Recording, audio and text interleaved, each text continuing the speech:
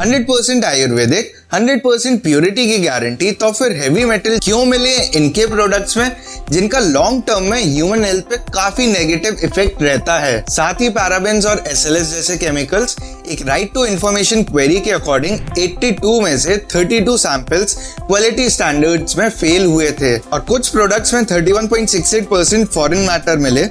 पर अपने बाबा रामदेव कहते हैं कि प्योरिटी की 100% गारंटी है। हम बाबा की बहुत रिस्पेक्ट करते हैं क्योंकि इन्होंने पूरे इंडिया को योगा और उसकी इम्पोर्टेंस सिखाई है। लेकिन अगर हम बाबा की नेटवर्थ पर नजर डालें तो अकॉर्डिंग टू फोर्ब्स इनकी नेटवर्थ 1400 करोड़ है। पतंजलि आयुर्वेदा को बाबा रामदेव और आचार्य बालकृष्णन ने 2006 में एस्टैब्लिश किया था। आचार्य बालकृष्णन इसमें 94% तक ओन करते हैं। पतंजलि आयुर्वेद लिमिटेड के प्रोडक्ट्स की रेंज काफी ब्रॉड है।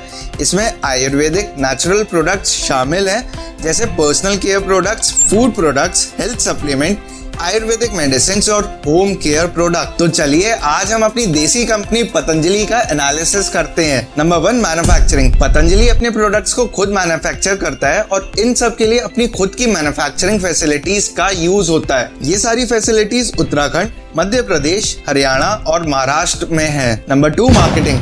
पतंजलि अपने प्रोडक्ट्स को अपने रिटेल स्टोर्स, डिस्ट्रीब्यूटर्स और ऑनलाइन के थ्रू सेल करता है। प्रोडक्ट्स को इंडिया में प्रमोट करने के लिए टेलीशॉपिंग और सोशल मीडिया का यूज होता है। पतंजलि प्रोडक्ट्स की मार्केटिंग उनके आयुर्वेदिक और नेचुरल इंग्रेडिएंट की इंपॉर्टेंस को ध्यान में रख के की जाती है। Number 3, pricing. पतंजलि अपने प्रोडक्ट्स को 10 से 30% तक लो ऑफर करती है as compare to its competitors, जिससे ज्यादा से ज्यादा लोग पतंजलि के प्रोडक्ट्स को यूज करें और एमएनसी के प्रोडक्ट्स को कम बाय करें। Number 4, advertisements. पतंजलि बहुत कम एक्टर्स को एंडोर्समेंट के लिए पकड़ती है क्योंकि उनके पास बाबा रामदेव जो ऑलरेडी काफी फेमस है। इसके साथ अपने एम्प्लॉइज को ही एड्स में कास्ट करती है जो वापस से कॉस्ट कटिंग कर देती है। इससे ये फैक्टर सामने आता है कि कंपनी किसी भी तरह के फाइनेंशियल लॉस नहीं लेना चाहती है। एक्चुअली में अगर देखा जाए तो पतंजलि ने अपने फाइनेंसेस को बहुत अच्छे से प्लेस करा हुआ है। शॉकिंग बात तो ये है कि कंपनी में इनिशियल इन्वेस्टमेंट सिर्फ 40 करोड़ का हुआ था, जो बेसिकली बाबा रामदेव ने yoga campaigns, TV shows, private channels और डोनेशन की हेल्प से इनिशिएट किया था। Number 5, most selling products.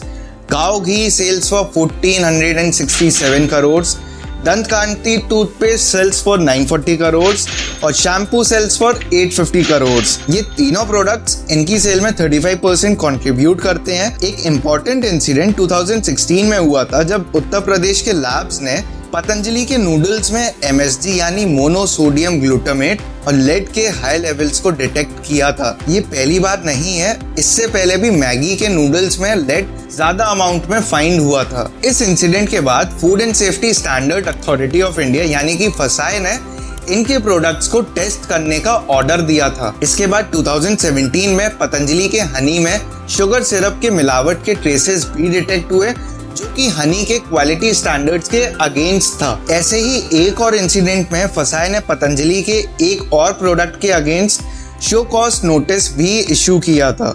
साथ ही पैराबेन्स और एसएलएस जैसे केमिकल्स भी डिटेक्ट हुए थे। पैराबेन बेसिकली एक टाइप का प्रिजर्वेटिव होता है जो कि कॉस्मेटिक, शैम्पू, लोशंस, डिओड्रेंट्स और दूसरे पर्सनल केयर प्रोडक्ट्स में यूज किया जाता है जिससे प्रोडक्ट्स में बैक्टीरिया और फंगी की ग्रोथ को रोका जा सके। लेकिन पैराबेन्स की कुछ स्टडीज में इसके हार्मोन्स की प्रॉपर्टीज की वजह से ब्रेस्ट कैंसर के रिस्क को बढ़ाने का आरोप भी लगाया गया है और पैराबेन्स के लॉन्ग टर्म यूजेज की वजह से एलर्जिक रिएक्शन, स्किन इरिटेशन और एक्जिमा जैसी स्किन कंडीशंस भी हो सकती हैं। एसएलएस भी एक केमिकल है जो कि सोप्स, डिटर्जेंट, टूथपेस्ट और पर्सनल केयर प्रोडक्ट्स में as a foaming agent use किया जाता है। कुछ स्टडीज में इसके लॉन्ग टर्म यूज से स्किन इरिटेशन, ड्राइनेस और एक्ने जैसी प्रॉब्लम्स हो सकती हैं और एसएलएस आंखों और म्यूकस मेम्ब्रेन को भी इरिटेट कर सकता है।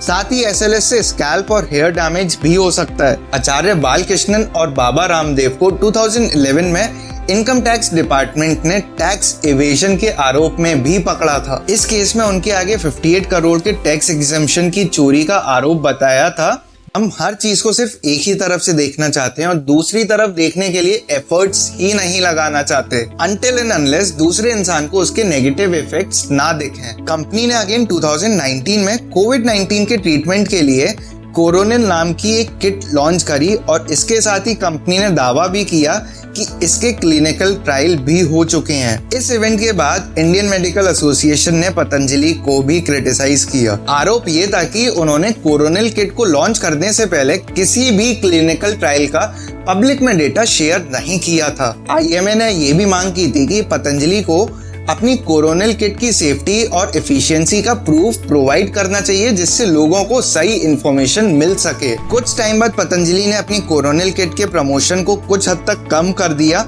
और उन्होंने कुछ दिन बाद अपने क्लेम्स को भी रिट्रैक्ट कर लिया था। पतंजलि की सक्सेस को देखते हुए काफी सारी MNC कंपनी डर में आ गई थी और देखते हुए अपने खुद के भी आयुर्वेदिक प्रोडक्ट्स को लॉन्च कर दिया था। टूथपेस्ट के लीडर कोलगेट का मार्केट शेयर भी 57% से सिर्फ 53 आ गया था। बाबा के दंत कांति ने कोलगेट को भी फोर्स कर दिया अपने कोलगेट शक्ति को लॉन्च करने के लिए।